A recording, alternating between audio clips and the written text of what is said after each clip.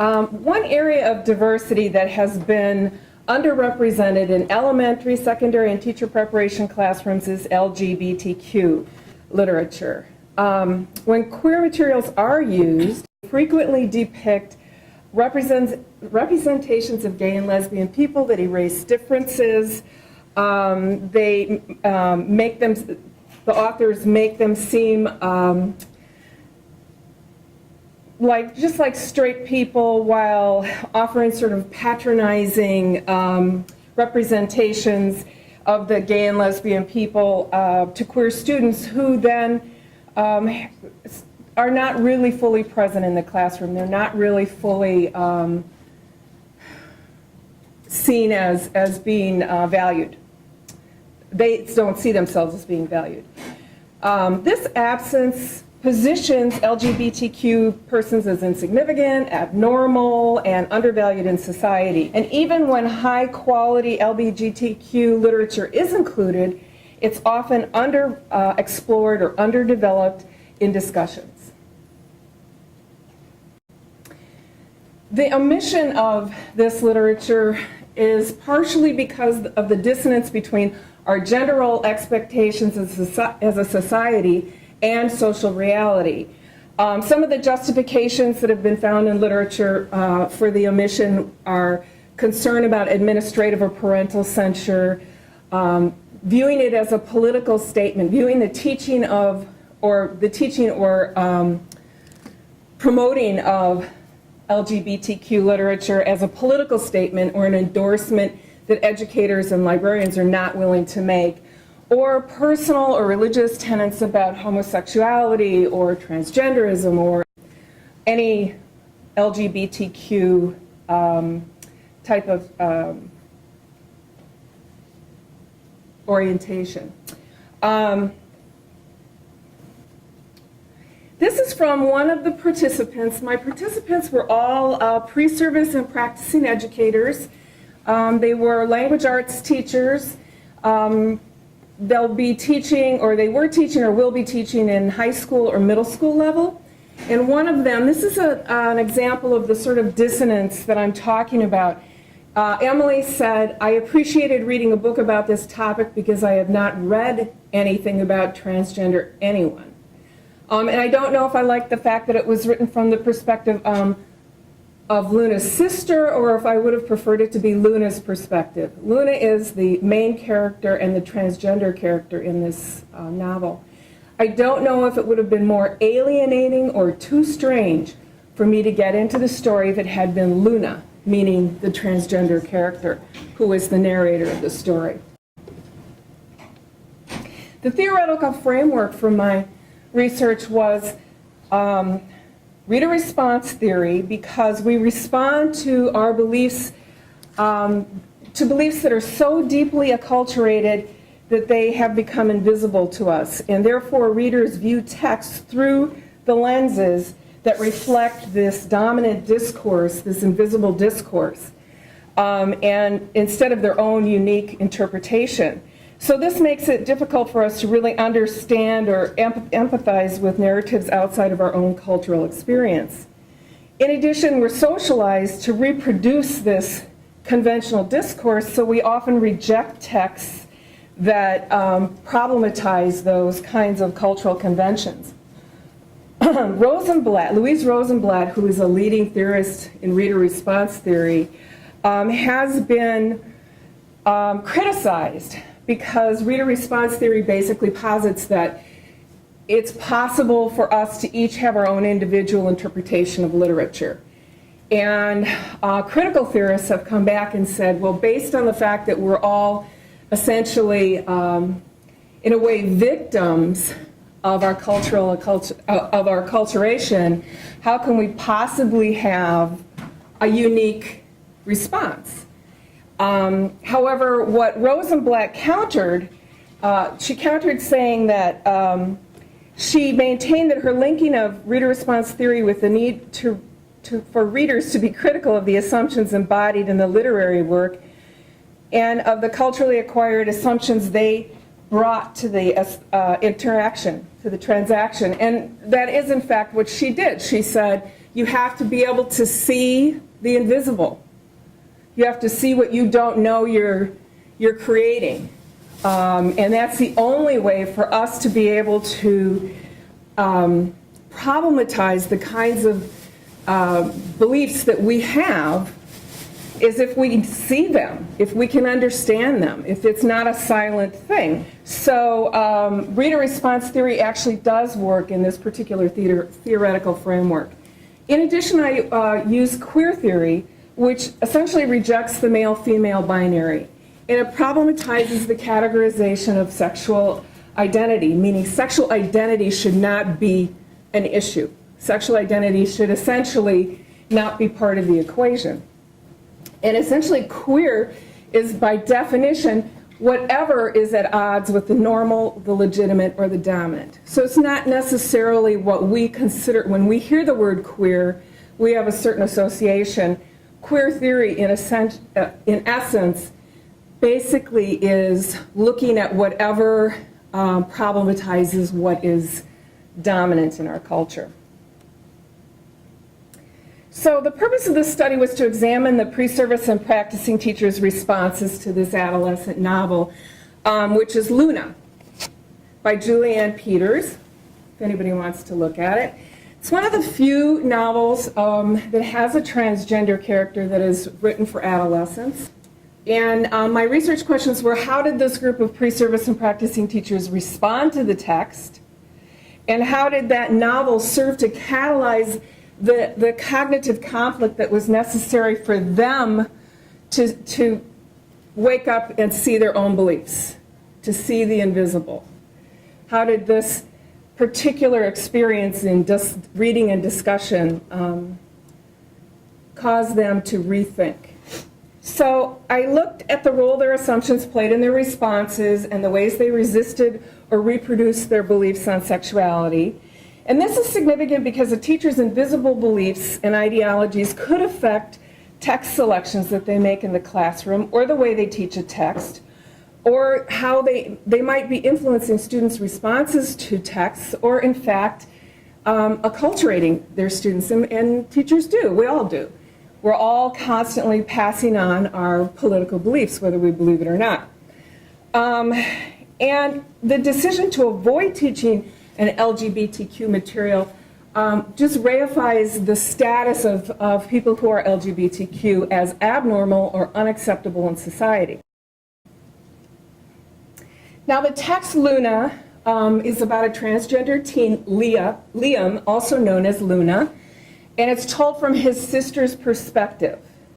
It's basically Liam's struggle with his gender dissonance is told through a series of flashbacks, and then also combined with present-day happenings and how his family is responding to his struggle. The site was a Midwestern University graduate-level course, and there were 19 students, roughly split in terms of gender. It was qualitative, meaning ethnographic, with some critical discourse analysis used. In terms of methodology, there was, the data was collected with direct observation, audio recordings, because I couldn't sit in on every discussion all at the same time. I moved about the classroom, but I could not listen to every word that was spoken, so they were audio recorded and then transcribed. And then I interviewed some of the subjects after the book discussion, and of course I have all my field notes, etc. And the students wrote response journals and blogs and blog responses based on their beliefs or feelings about this novel. And in terms of findings, what I noticed is that the educators in this classroom used denial strategies, which is something that Henry and Tater created or wrote about in the early 90s. And the three denial strategies that I noticed were that they would derail the conversation, they would withdraw from the discussion, or they would recenter the focus of the discussion to avoid talking about the transgender character. And they also used strategies that preserved their belief systems. So they focused on the individual rather than the societal issues involved with transgenderism. And so they focused on what was Liam doing, and they were actually quite critical of Liam in many ways, rather than what was happening in society that caused her to not have the kind of personal agency that many of us enjoy. They also pathologized the character and the family, particularly the mother and father, but mostly the mother. And they dismissed transphobia and heteronormative behavior as other people's ignorance. This is not something that they were dealing with, that they had. They did not see themselves as being transphobic, and yet they really had difficulty discussing this novel. I'll just give you an example of some of the participants. Matt, for example, always used the name Liam for Luna's character, although Liam's character really we saw mostly as Luna, because it was at a point where Luna was getting ready to essentially show herself to the world. So he refused to use the name Luna. He focused on how badly Liam was treated by his father and that everyone deserves respect, but that allowed him to recenter the discussion on how to treat all people rather than to talk about the transgender character or on his role or society's role. And Matt actually had an interesting response in the discussion where he says, okay, I guess I have to get to the elephant in the room or on the page. Whatever, I'm not okay with the topic of this book. I don't want to make anyone angry, but my belief system does not allow for the GLBT philosophy to be okay. I believe saying it's okay for someone to be transgender implies that God made a mistake when he created them, and I don't believe in a God who can make mistakes. So after saying that, he then focused on the fact that we all need to be respected, but would not, in fact, discuss Liam, or Luna, excuse me. Max focused on how risky it would be to teach Luna, rather than on the issues discussed in the novel. In fact, he basically said very little about the novel at all. He said, I wouldn't touch it with a 10-foot pole. I'm not tenured. I'm in a public school. Without question, there would be parents who would be gunning for my job. So that was his take on the novel, rather than really discussing the novel or the issues involved with the character. Anne and Ben focused on the father, and they were trying to understand the father or look at the father's problems and how the father was thinking, but they did not, in fact, discuss Luna. Linda, Judy, and Bridget focused on the mother. They were very angry with the mother. They felt that she essentially checked out, that she did not protect her son, and they actually made the mother much more of a villain than the father, although both of them had issues with Luna's gender dissonance. Bridget and Rose, actually, what was interesting, they centered on quite a few people centered on the parts of the novel that they found upsetting or distasteful. And two of the groups talked about this scene where Luna was babysitting and she was caught trying on the mother's clothing. And you can see that their response was, this is a group of people who definitely were inclusive educators. These were people who were trained to be inclusive educators, who would not have ever considered themselves as not being inclusive educators. And Bridget, in fact, her mother was a lesbian. So Bridget felt that she had this positional, that she was very, very open to the LGBTQ life. So it was interesting that Judy and Bridget actually started to joke about it. There was a scene when Liam was quite young where he noticed that there were physiological differences between himself and the girls that he knew. And I believe he was like 6. And so he started to try to pull his penis off. And his mother got very angry and sent him to his bedroom as a punishment, and there he tried to cut his penis off. And they actually, when they were talking about it, sort of made it into a joke, which, if we look at it in the best sense, it may have been a strategy for them to deal with their lack of comfort with the topic. At worst, it is indicative of their lack of sensitivity to the issues of transgender people. The other group that talked about it didn't joke about it, but they were shocked at the age that Liam started to feel his gender dissonance. So they were clearly struggling with what the realities were of transgender individuals. So the discussion was that the discussion is that they didn't ask themselves where their knowledge came from and why this topic was unthinkable to them. Although the instructor in this course did pass out at the beginning of the semester, she passed out a list of ways of reading that would be more open. This book shut them down. And I actually did research on this classroom for an entire semester. They read 25 books. They discussed about 18 of them. So I was present for all of these discussions.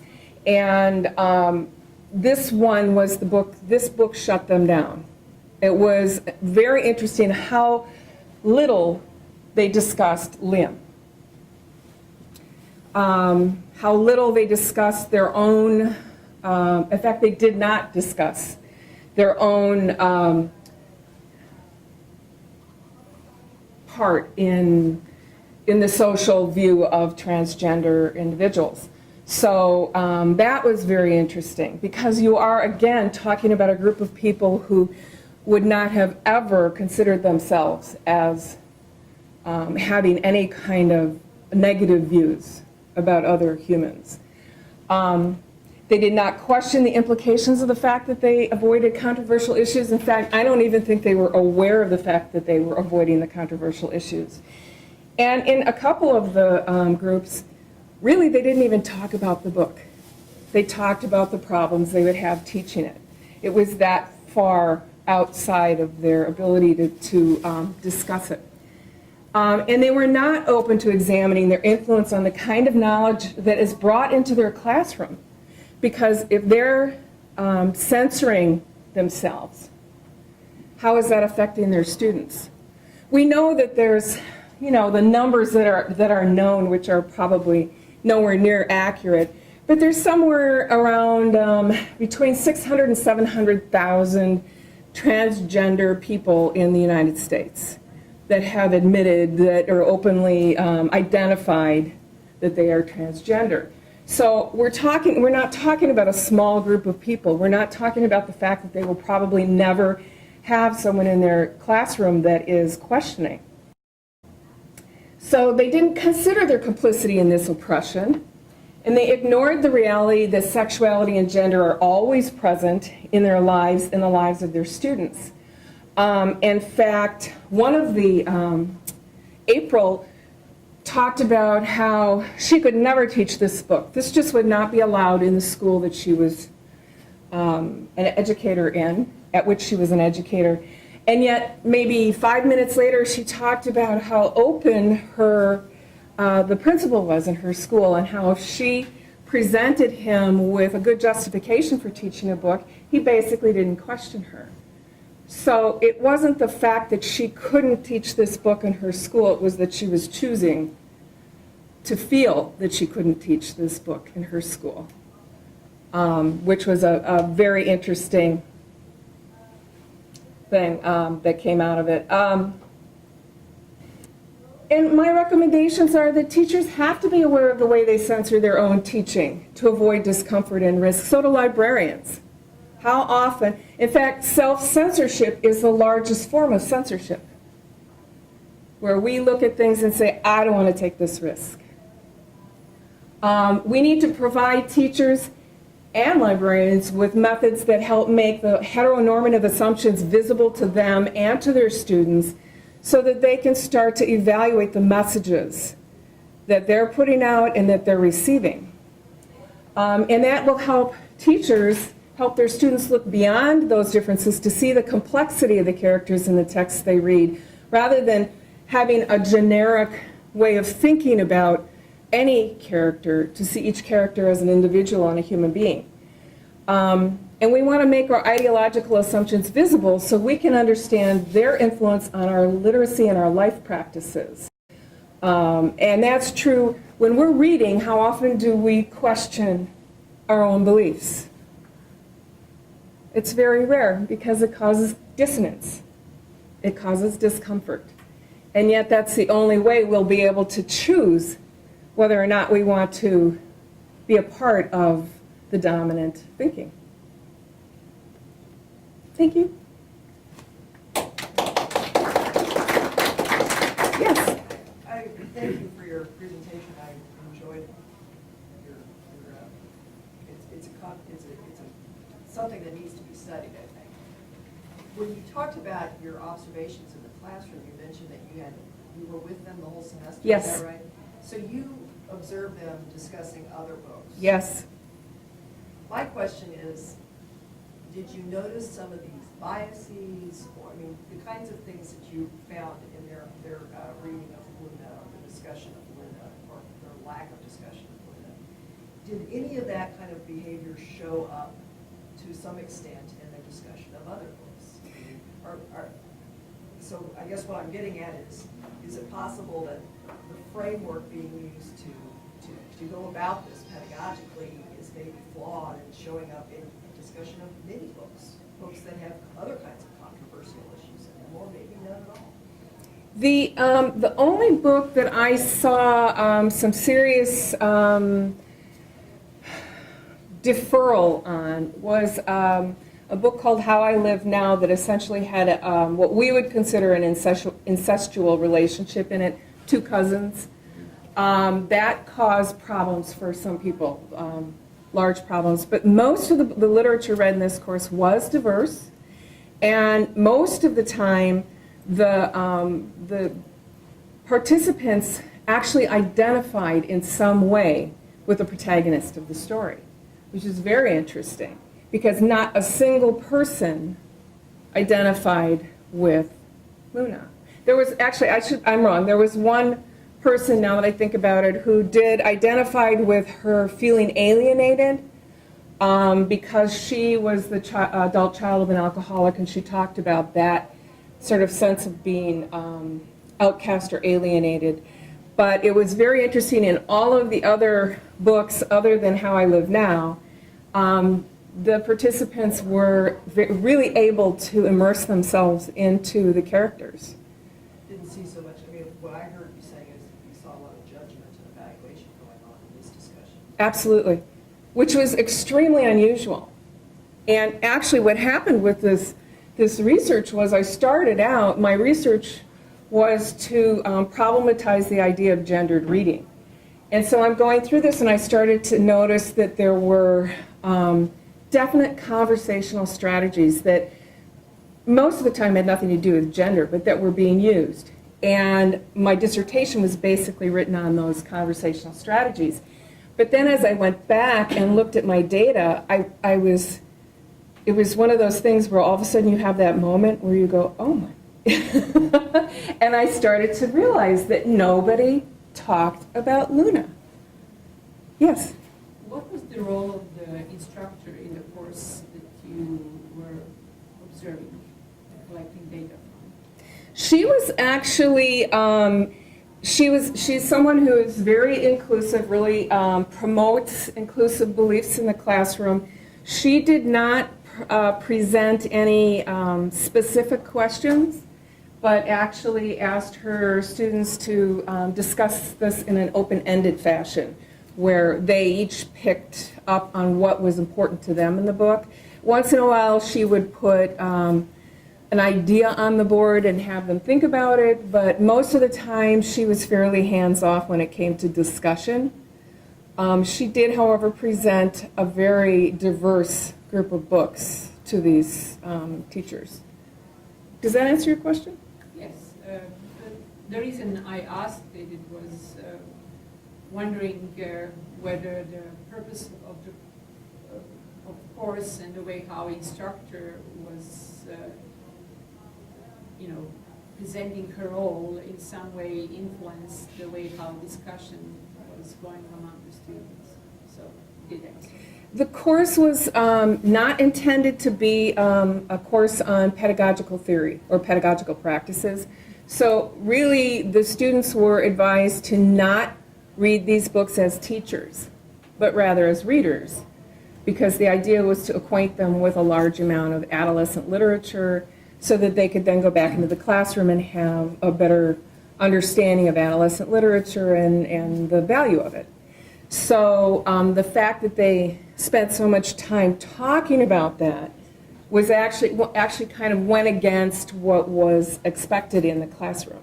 And she did provide some strategies for reading that were, again, ways for people to think about their ways of thinking, think about their values as they are making their decisions about what they're reading. So she did actually try to present a methodology for being more inclusive. I think this was just a situation where this particular character created too much dissonance, which then brings us back to how much do we allow our own dissonance to influence what we provide. Yes? I wanted to ask about the time frame for this book. Yes. How much time do they have for reading and discussion? They read the book in 1 week, and they discussed it for 3 hours. So there was 1 day for discussion? Yes, for this particular book, yes. And they were in small groups. Some of the discussions throughout the semester were large group, and some were small group. This one happened to be a small group discussion. So, and there were differences based on the composition of the groups, definitely, but all of them came back to those strategies, those avoidance strategies, which was very interesting. Yes? So it seems to me that your study of Luna and the LGBTQ is a kind of case study that shows us a couple of things. First of all, you speak of your avoidance strategies, and that seems to be pertain to both literature and real life, and that that there are certain dynamics amongst a group that allows them to avoid discussing things that are outside their boundaries. So if you generalized your study to other kinds of books or all those, could you in fact reverse it and say, when we discover these kinds of strategies, we can begin to make visible and detect those things in our society about which we cannot discuss, those boundaries that we cannot go beyond? Because isn't it the most difficult thing, making it visible? Yes, absolutely. And those strategies, the ability to then say, okay, these strategies are causing us not to be able to discuss this or to confront our beliefs on this. That is what we want to do. We want to be aware of the strategies that we use in many ways. It just happens to be very obvious in this book. But there were strategies used throughout the semester, and I'm sure in many, many book discussions. But there were strategies used for all sorts of things, including putting one's ideas out without taking responsibility for them. There were many strategies used. But in this particular case, it was this sort of this avoidance strategy, this inability to discuss what was really going on in this novel. Yes? So I just want to say I will be super interested to see your comments on one of our discussion questions this week, where we put out the question, what would you do for the African American and LGBTQ youth in your community? And everyone's all, yay, let's talk about LGBTQ youth, and everybody has ignored any needs of children of color in our community. Very interesting, very interesting. So that's something for us maybe to talk about with our students, Yes. that sort of You can avoidance. use your powers of, My powers of good and evil. I was thinking your powers of seeing into people's Yes. discussions. Yes, well, I have to see into my own beliefs as well, which sometimes is difficult.